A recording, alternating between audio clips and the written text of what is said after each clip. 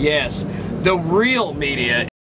KJAG Radio and KMA Entertainment, your source for entertainment news and interviews in Central and South Central Kansas. The best of the best are here, and we go above and beyond to bring you the most bang for your buck. Find us on the social sites like Facebook and Twitter. Log on to kjagradio.com and jiggyjaguar.com for more.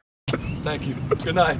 The Council of Economic Advisors, the Governor's Council of Economic Advisors report that was issued several months ago, and it states exactly this. 3 credit rating downgrades in a little over a year. The Kauffman Foundation ranking us 45th in the country in job creation. 2013, more businesses closed shop than opened. We have a stagnant economy that is suffering from an experiment that is not working and is not going to work. And that's why we absolutely have to go in a new direction. And on top of all of this, the governor's experiment has plunged our state deep into debt. Our nonpartisan legislative research department that we have always been able to rely upon for good data projects that the state of Kansas will have a deficit of $1.3 billion over the next 5 years. And this is caused directly from the Brownback experiment. How are we going to restore those cuts to our schools? How are we going to be able to make sure that we fund that proven job-creating program, our transportation plan? How are we going to be able to deliver those critical state services that Kansans depend upon when our state is $1.3 billion in debt? There's also another experiment that the governor has embarked on, and it's called CanCare. Perhaps you've heard of it. He has taken billions of dollars of our taxpayer money and outsourced it to for-profit, out-of-state insurance companies. These companies have failed to meet the benchmarks that have been set out for them. And the mantra of CanCare, if you are one of those thousands of Kansans that depend upon this program, has been coverage delayed, coverage denied. Okay, Paul, tell us a little bit about what you're doing this evening here in Hutchinson. Well, we're on a blitz really all across the state here. We've been at 5 communities today. We're going to be spending the duration of the campaign traveling all across the state. We're going to hit nearly 40 cities, and we're talking to folks in communities all across the state about the issues that are important in this campaign, and talking about education and getting our economy moving again. And I think those are the primary issues in the race. Now, there's been a lot of mudslinging, as always.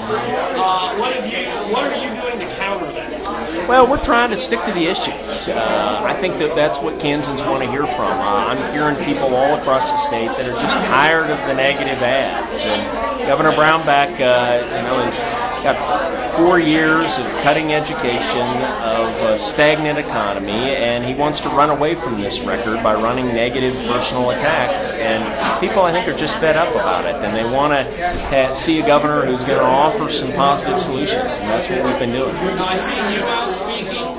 You were in Topeka today, and Wichita. We've been in Emporia, El Dorado, Newton, Marquette, and McPherson today. Wow. Yeah. Now, you're out speaking to folks. Jill Docking, I talked with her when she spoke here in Hutchinson.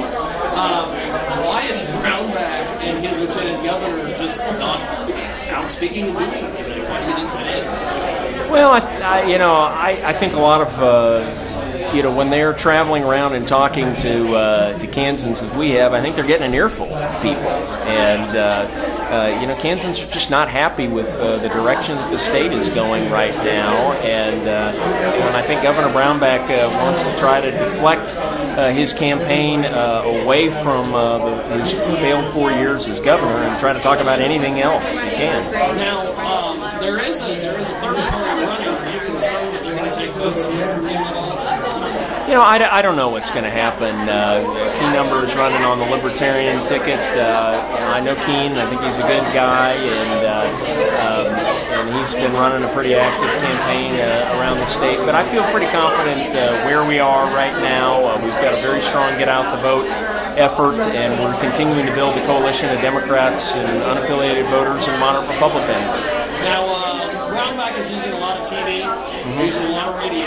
Yeah. I noticed you guys are using a lot of social media, things like that. Yeah. Whose idea was that? And what have you guys been doing? Well, there's just more and more people that you can reach on social media these days, and so we've had a very active social media presence. But we're also, using the usual means of trying to reach voters, and we're knocking on doors, and we're making phone calls, and I just hope that people will understand that this is a very critical election for our state, and we want to see them get out to the polls, and we can chart a new direction for Kansas. What is going to be the first thing you're going to try to push for once elected? Well, my first and foremost goal is going to be to restore the cuts to our public schools. Public schools are so important to Kansas. It's so important to our quality of life, and it's important to give the next generation of Kansans the kind of opportunities that I had growing up here. And what I hear over and over again from people across the state is they want to see those cuts restored. Yeah. Back rewrite his record on education, and it is critically important that we continue to tell that story over and over again to Kansans. The other thing that Kansans are seeing, as you know very well, is the results of Governor Brownback's real live experiment, as he has called it. He said it would be a shot of adrenaline to our economy. He said we would see immediate effects. Jobs would be created by the tens of thousands. People would be moving to Kansas from all over the place. But the results of the Brownback experiment are in, and it has been